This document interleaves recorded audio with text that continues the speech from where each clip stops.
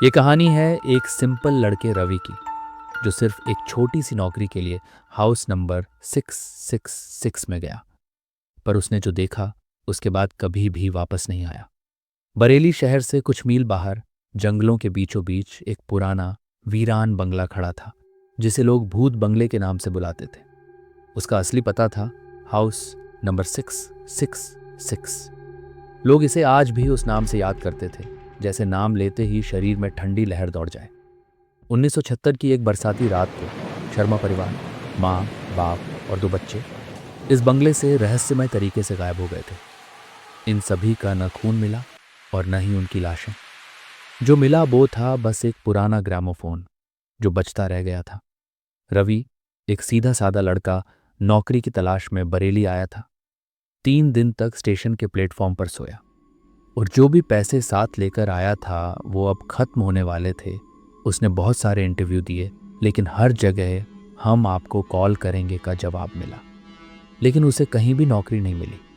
तभी एक दिन एक लोकल एजेंट ने उससे कहा, एक बंगले में केयर टेकर की ज़रूरत है, रहने का बंदोबस्त फ्री और ऊपर से 10,000 रुपये महीना मिलेगा।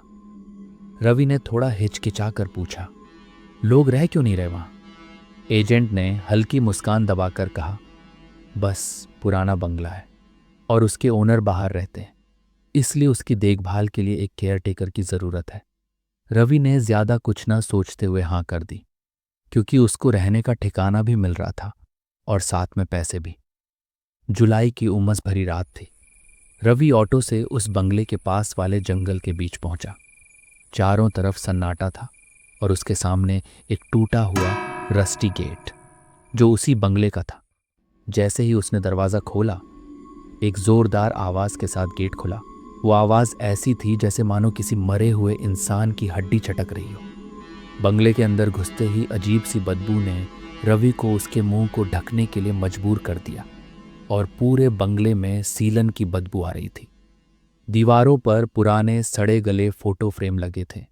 उन फ्रेमों में किसी के भी चेहरे साफ नहीं दिख रहे थे, लेकिन आंखों में एक अजीब सी चमक दिख रही थी, जैसे वो आज भी जिंदा हो। फर्श पर चारों तरफ कांच के टूटे हुए टुकड़े बिखरे पड़े थे, जैसे किसी ने शीशा तोड़कर भागने की कोशिश की हो। पुरानी लकड़ी की कुर्सियां रखी थी, जिनमें दीमक लग चुकी थी। एक दीवार पर एक काले रंग का फोन टंगा था, जो कि डेड था। ड्राइंग रूम के कोने में रखा था एक एंटीक रिकॉर्ड प्लेयर, जो पूरा धूल में लिपटा हुआ था। रवि ने इस सब को नज़रअंदाज किया और एक रूम की सफाई की। थकान की वजह से उसे नींद आने लगी और वो उसी रूम में सो गया। आधी रात को एक आवाज़ से उसकी नींद खुली। ग्रामोफोन अपने आप चल पड़ा था, बिना किसी बिजली के कनेक्शन के। उसमें एक अजीब सा गाना प्ले हो रहा था। रवि उठकर बैठ गया। उसका पूरा शरीर डर की वजह से पसीने से तर था। उसने टॉर्च उठाई और बाहर निकल कर देखा। किचन का नॉब खुद ब खुद ऑन हो रही थी और फिर गैस चालू हो गई। उसने हर जगह देखा, लेकिन वहां पर कोई नहीं था। रवि को अब और भी डर लगने लगा था। उसके पूरे शरीर के बाल खड़े होने लगे थे। पूरा शरीर मानो बर्फ सा ठंडा पड़ने लगा था। तभी एक हाथ की छोटी गीली छाप दीवार के शीशे पर दिखी, जैसे किसी बच्चे ने अभी छुआ हो। रवि ने पीछे मुड़कर देखा तो वहां पर कोई नहीं था।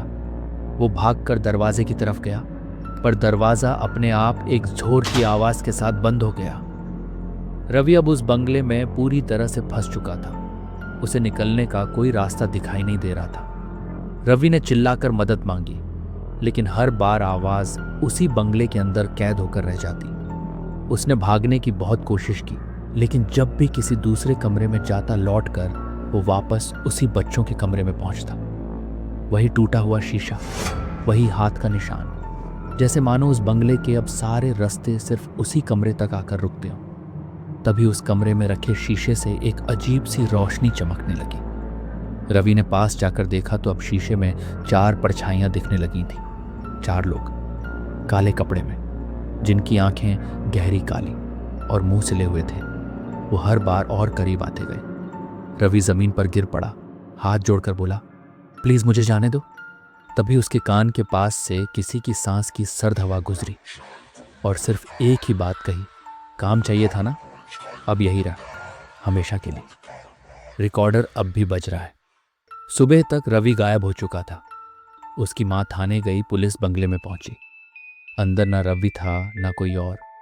बस एक चीज मिली, उसका पुराना फोन जिसमें लास्ट ऑडियो चल रहा था, जिसमें वही गाना बज रहा था जो पिछले रात रवि को सुनाई दिया था। क्या आप उसकी जगह होते तो उस बंगले से बच पाते? कमेंट कर ज़रूर बताएं कि आपको हमारी ये हॉरर स्टोरी कैसे लगी। वीडियो को लाइक और शेयर करें। ऐसे ही और अनकही हॉरर स्टोरी के लिए हमारे चैनल द हॉरर वॉल्ट को सब्सक्राइब करें।